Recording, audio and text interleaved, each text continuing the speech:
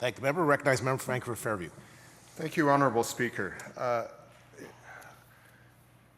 rise to speak to some particular aspects of Bill 10 as they pertain to some actions taken by this government in this budget that have to do with economic activity in some of our most important sectors in British Columbia. And let me begin by saying that, like others in our caucus and like people I've met who work in the interactive digital media industry, they are pleased to see the extension of the interactive digital media tax credit for a further 3 years.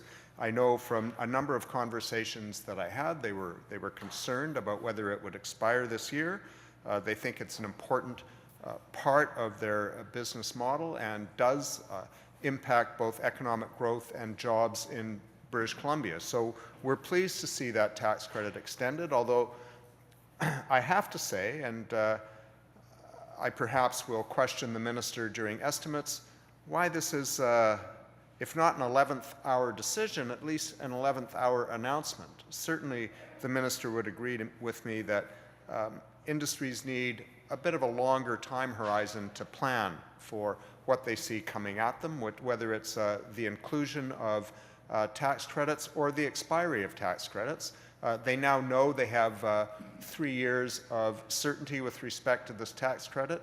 They did, in fact, I know, as the minister knows, seek to have it expanded, but I'm sure that they are pleased to see it continued at the very least. And perhaps the minister can share his thinking at some future time about why they had to wait right up to the verge of the expiry date to know that they would have certainty. Clearly the answer can't be that this must be an annual decision because we have a 3-year extension. In any event, it is good news for the industry, and it's good news for young British Columbians who are employed in the industry and others who are thinking about being employed in this industry that has been growing substantially over the last while. On a similar vein, I think the keeping of this government's platform commitment to extend the digital animation and visual effects tax credit to post-production work is critically important. The future of post-production is a key ingredient to the digital future of British Columbia, and it's an important part of the production value chain that will help this sector within British Columbia's film and television industry grow, continue to grow. It will encourage productions to do their complete production work, including all aspects of post-production here now that this tax credit is being extended. And it may in fact be the difference between some productions choosing to come here, knowing that every aspect of the job can be done here with a tax credit, or perhaps choosing another jurisdiction. So in that sense, it is good news. It means that our world-class post-production facilities will remain here instead of going elsewhere. They may in fact also grow. But I do have to ask, obviously I can't ask the minister in my speech, but I may pursue this in estimates. The cost attributed to this tax measure is $2 million a year. When I questioned the minister in estimates a year ago, he said it was under consideration. They were planning to bring it in, and the timing would have to be a factor of the cost. The cost contained in the budget, at least as I read it, is $2 million a year, which seems to me to be, while certainly a lot of money, modest in terms of the overall budget, modest as an important job creation and job retention initiative, and perhaps did not have to wait until the midpoint in the term. Having said that, it is still good news. But let me put this in context. I think if I look at various mandate letters for various ministers, one of the calls of the Premier is to put energy into growing the green economy. Now, granted, we haven't seen a lot of attention placed on that in the government up to the recent fall in oil prices having a further delaying impact on LNG investment decisions. But we've seen in recent months ministers of this government talk about it. We've, I think, heard the minister in the budget speech talk about the importance of having a diversified economy in British Columbia, and that's helped us withstand the fall in oil prices. So when I hear that, I have to ask myself, why, when I poured through the budget, did I find a mere $5 million in new money attributed to anything that could be construed as aspects of a green economy? Honourable Speaker, it's true that some tax credits were continued and maintained, but I'm talking about new money. $5 million in new money. $2 million of which I've already mentioned was the extension of the digital animation and visual effects tax credit, and $3 million of which is an expansion of the small business tax credit for new enterprises for, it looks like, a one-year time period. Honourable Speaker, as again, $5 million is not insignificant, but in the context of British Columbia's economy, it perhaps could be greater. And if it was greater, Honourable Speaker, and if we saw in the budget it was greater, perhaps we could see a greater impact on the GDP of British Columbia, as well as on the jobs and employment opportunities that are contained in various sectors of the economy, like the technology sector. So, frankly, Honourable Speaker, I'm a bit at a loss to determine why there isn't more in this budget and in this bill with respect to employment initiatives, job creation initiatives, not arbitrary job creation initiatives, but investment in industries and sectors in British Columbia that are doing well, but that could be doing better, and by calculations that, granted, are their own, done with accounting firms they've retained, but certainly subject to examination by the minister's staff, project the possibility of significant new employment with some targeted investment. And let me give some examples, Honourable Speaker. The minister will, I'm sure, as the Minister of Technology, Innovation and Citizen Services, will be with a recent report card on the BC tech sector that was done in conjunction with the BC Technology Industries Association by KPMG. It was a report card that said the tech sector is doing well in British Columbia in comparison to other sectors and other industries. It got an A. That's great. We know that the tech sector employs more people, 84,000 people today, than all of the resource sectors combined, mining, oil and gas, and forestry. That's not to say those sectors aren't important and we don't want to see them grow, but this is a key sector in British Columbia. It helps provide very good jobs, highly skilled jobs, well-paying jobs, jobs that pay on average 66% above the BC industrial average wage.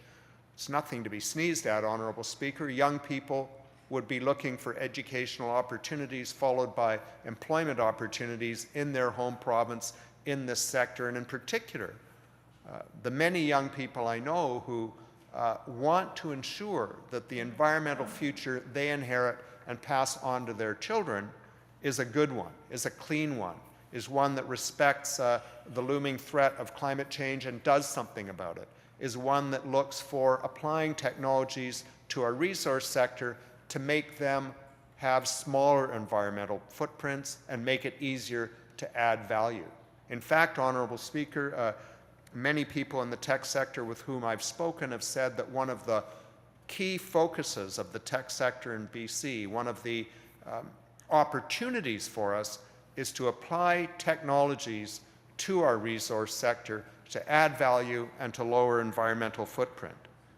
So this is important from a number of perspectives, from a jobs perspective, from a gross domestic product, and therefore a BC revenue perspective, from an environmental perspective, and from a climate change perspective. So again, Honourable Speaker, I scratch my head when I only see $5 million new dollars in this budget devoted to anything to do with the green economy, whereas if I flip through the pages and leaf forward, I can find, just as a little contrast, $20 million a year for upgrades of gas roads for an industry that is slowing down, and for whose promise of LNG we are still waiting.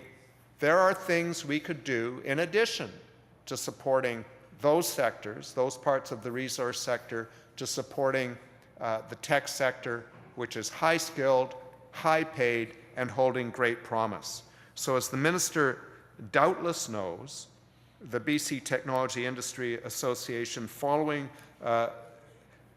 studies they've done about the state of the industry in British Columbia, produced a 4-point plan. And one of the important points in the 4-point plan was that we needed to take certain steps if we wanted to reach the industry's potential. Now, the numbers may not be completely right, and their projections may not be completely right, but they're certainly worth looking at. And they're certainly based on as much substance as much of what we've heard about the possibility of liquid natural gas, if not much, much more. So to summarize, the BCTIA has said that we have a certain level of investment in BC. We have a pretty healthy level of angel investment at the startup phase. What we don't have significant investment in, and what we're actually losing investment in, is early stage venture capital. So there are some promising companies, startup companies, that are currently in the pipeline that need access to venture capital in order to realize their growth potential. But to do this, they need some government assistance and attention, which will in turn encourage and leverage investment from the private sector. And the difference, Honourable Speaker, between not doing this and doing this, according to the BCTIA and a discussion paper they put out, which complements the report card, is that in a mere 6-year period, I think their original projection was 2014 to 2020, so maybe it's now 2015 to 2021, but they see that at the current level of venture capital investment, historic levels, they're on track to move from 84,000 jobs to 111,000 jobs. But with increase in venture capital in the very short period of 6 years, they could achieve 142,000 jobs by 2020. They could double the sector's percentage of GDP from 8% to 16%. Honourable Speaker, that's 31,000 jobs, paying 66% above the BC industrial average in a period of 6 years. Now, granted, what they were asking for from government was not insubstantial, but it was money to help fund an investment. They suggested, Honourable Speaker, that the venture capital fund on the short-term basis be increased to $50 million. And the effect of that would be to fill a gap in venture capital that currently exists. And they point out that the early stage venture capital environment in British Columbia has deteriorated in recent years, and there's been a 60% decline in the number of BC-based venture capital firms. That needs to be addressed.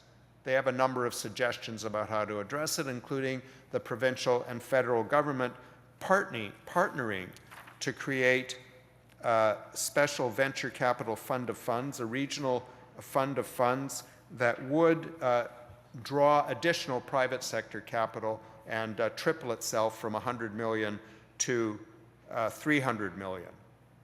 Honourable Speaker, those are not insignificant figures. I understand that. People on this side understand it. But there is also an issue of proportionality. Any steps, any additional steps this government had taken to add to the Small Business Venture Capital Fund to indicate that if they could get federal government buy-in, they were prepared to put some money into venture capital on a 3 to 5 year period, would be a clear signal to the private sector that BC was serious about growing our tech sector and that the doors were open and their capital was welcome. Honourable Speaker, instead, we have $5 million of new money for the green economy in this budget, and only $3 million to the small business venture capital tax credit, and no further mention in response to the very serious and thoughtful recommendations put forward by the technology industry. Now, Honourable Speaker, I don't expect the government or the Minister of Finance to simply take the sector's word for it. Obviously, these figures need to be examined, but there is great promise here. We know there's great promise because we've seen this sector grow over the past 2 to 3 decades. We've seen it grow and take on a huge proportion of BC's GDP and provide 84,000 great, skilled, well-paying jobs in British Columbia. Honourable Speaker, when we're looking at the possibility, Honourable Speaker, of coming close to doubling that number of jobs, not quite doubling, but close, and the difference between doing nothing and taking action being 31,000 jobs, that, in my view, calls for some serious attention and consideration from this government.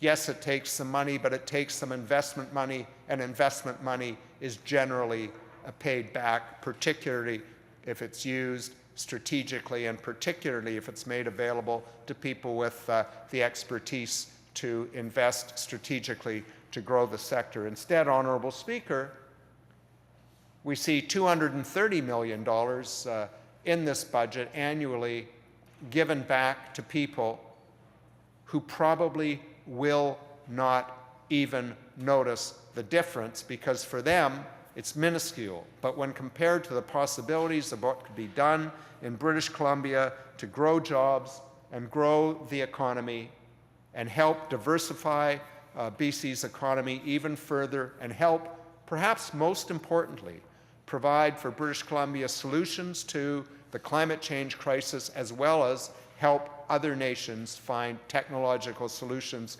to the climate change crisis, ways to develop our resources with smaller environmental footprints and build a strong, diversified, cleaner economy. There is an opportunity here, Honourable Speaker, an opportunity that in my view is being squandered for the sake of giving $230 million a year to people who simply will not notice it.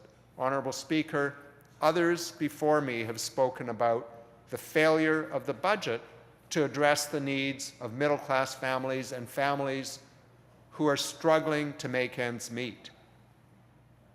It is a budget of choice, and they are, in my view, bad choices. There are some good choices, as has been said before me, and as I, in fact, said at the start of this speech, but they could be better. They could be choices that support families. They could be choices that support a strong, diversified green economy, and instead, I scratch my head, Honourable Speaker. Across the aisle from me is a government that prides itself on its economic management, and it seems to me that what we're seeing here is a complete and total lack of future-based economic vision in the best interests of British Columbia. Honourable Speaker, this government should do better. It could do better, but it doesn't want to do better. Honourable Speaker, there are people on this side of the House who do. Finally, Honourable Speaker, I would be remiss if I didn't talk about another important part of our economy, the creative sector. The creative sector, even 5 years ago, based on a PricewaterhouseCoopers study, reported $4 billion in GDP and 85,000 jobs in BC's creative industries. I suspect that's bigger today, but those are the most recent figures I could put my hands on for today. The budget speech talked about a diversified provincial economy, and it talked about the tax credits for the film industry and interactive digital media. But other than that, Honourable Speaker, there was not a single mention of the creative economy, its important role in British Columbia, both economically and culturally, and the opportunities that exist for it that have, in fact, been identified by people in the industry itself. Honourable Speaker, Creative BC has a budget of $2.2 million, pretty much exactly the same as BC Film had before Creative BC was established a couple of years ago. but with a much expanded mandate. Honourable Speaker, Creative Saskatchewan has a budget of $7.4 million. That's over 3 times BC's budget. Nova Scotia, tiny Nova Scotia, has a budget of $5.3 million, let alone Ontario, which has between $30 and $40 million. Honourable Speaker, those dollars aren't giveaways. Those dollars support building a strong creative economy. They support building a strong creative economy by helping with project development, content development, export preparedness, market research, and marketing.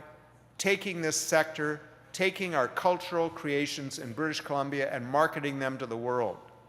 Honourable Speaker, we should be proud of our creative artists in every sector in British Columbia, whether they're in writing, dance, music, film and television, or theatre. Honourable Speaker, it's not just the culture, it's the economic contribution and the spin-offs. Creative BC is a good organization, Honourable Speaker, but with a little bit more help from this government, even matching tiny Nova Scotia's budget, which is over 2 times, Honourable Speaker, in fact 2.5 times BC's, much could be done. So, Honourable Speaker, before I take my seat, let me simply say that this is a budget that is disappointing in many ways. The budget implementation bill reflects that in the government's priorities. There are huge economic opportunities for different sectors of a clean, green economy in British Columbia that have just been ignored, and not ignored because the government has an economic plan, simply ignored because the values and priorities of this government were to keep a commitment to the wealthiest 2% of British Columbians, to give them a tax break they will not even notice, while middle-class families, children and youth who are looking to their future, who are looking to jobs in a diverse, modern, growing BC economy, whether it's in the tech sector, the creative sector, or a cleaned-up resource sector, wait and continue to wait, and apparently it looks like they will have to wait a very, very long time, until at least 2017, Honourable Speaker, before they see a government plan that builds an economy for the future. It's not in this budget. It should be. Honourable Speaker, with those remarks, I'll take my seat.